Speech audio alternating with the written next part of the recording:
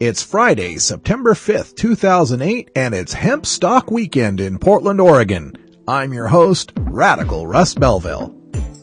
Produced and distributed by the National Organization for the Reform of Marijuana Laws in Washington, D.C., this is your NORML Daily Audio Stash, the growing truth about cannabis.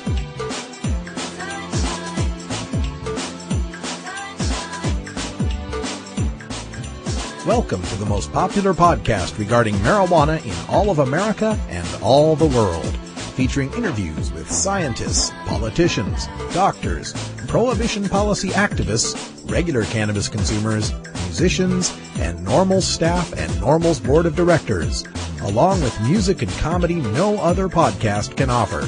You can always find out more about our show at our website, stash.norml.org, and continue the education and conversation on our blog as well. We're ending marijuana prohibition with education, one listener at a time.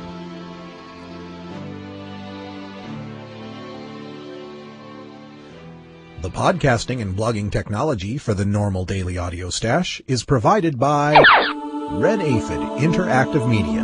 For your professional web design needs, visit redaphid.com.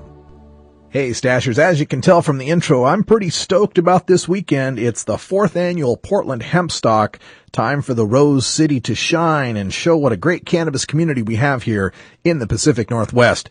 There's going to be some great guests. Keith Stropp, the founder of NORML, is going to be there, as well as Vivian McPeak, the director of the Seattle Hemp Fest. I'll be there at the Hemposium delivering a panel on marijuana and the media, as well as performing, playing bass with Tim Pate, the opening act of Seattle Hemp Fest and the musical director of the Portland Hempstalk. So come on down to the Portland Hempstalk and check us out. Come on by and say hi. All right, this is Friday's stash, so as usual we have our Celeb Stoner interview, all the latest entertainment news with regard to the celebrity stoners out there with our own Steve Bloom from celebstoner.com.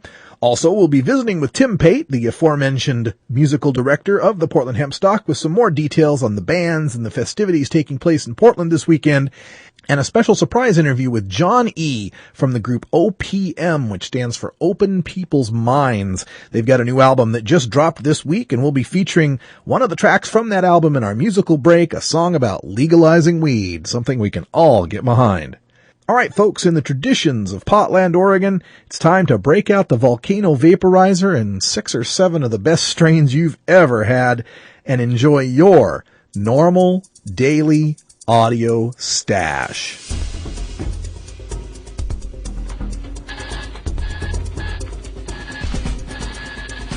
Now it's time to take a look at the latest stories about marijuana from news organizations across America and around the world in our NORML Daily Audio Stash, Hemp Headlines.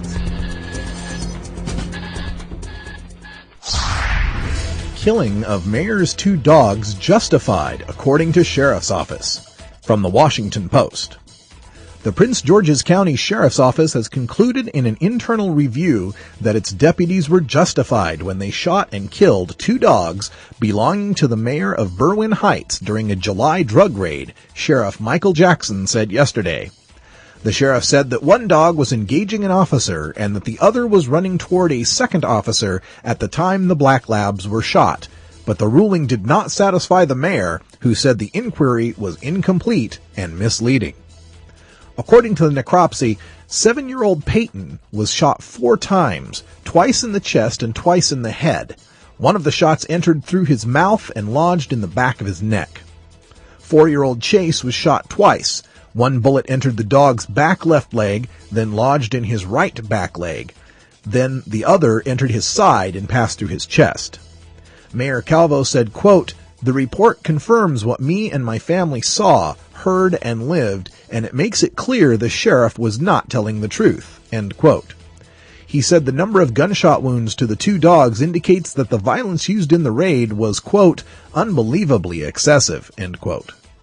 Jackson said the department looked at each shooting in detail. The first dog was engaging officers near the front door, he said. The second was shot, he said, as it ran away from the deputy who fired and toward an officer standing in an adjacent hallway with his back turned. Calvo said there was no way a deputy shooting from the kitchen could have seen another officer in the hallway, as Jackson described. He called on the sheriff's department to release photos taken of the dogs the night of the raid, which he said will prove the point.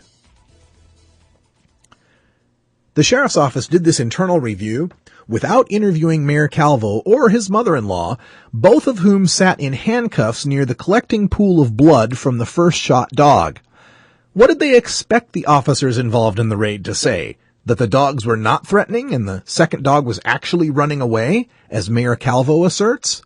Of course the cops are going to say the dogs were attacking, because part of the standard operating procedure in these drug raids is to kill the dogs as a shock and awe means of pacifying the victims of the raid. Questioning the killing of the dogs misses the larger point.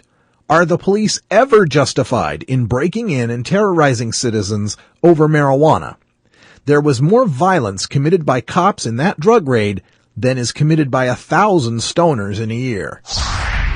Fayetteville, Arkansas Lowest Priority Initiative turns in more signatures from the DRCnet.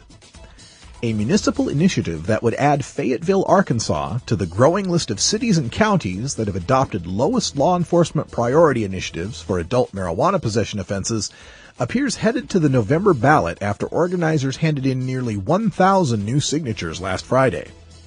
Petitioners turned in more than 5,000 signatures on August 20th, but after they were examined by city officials, only 3,385 signatures were found to be valid. It takes 3,686 signatures to put the initiative on the ballot. The Fayetteville city clerk was examining the signatures this week. Even if only 300 of them turn out to be valid, the measure will be on the November ballot. Sponsored by an umbrella group known as Sensible Fayetteville, the measure would not only direct Fayetteville police and prosecutors to make such offenses their lowest priority, it would also order the city clerk to send an annual letter to state and federal officials.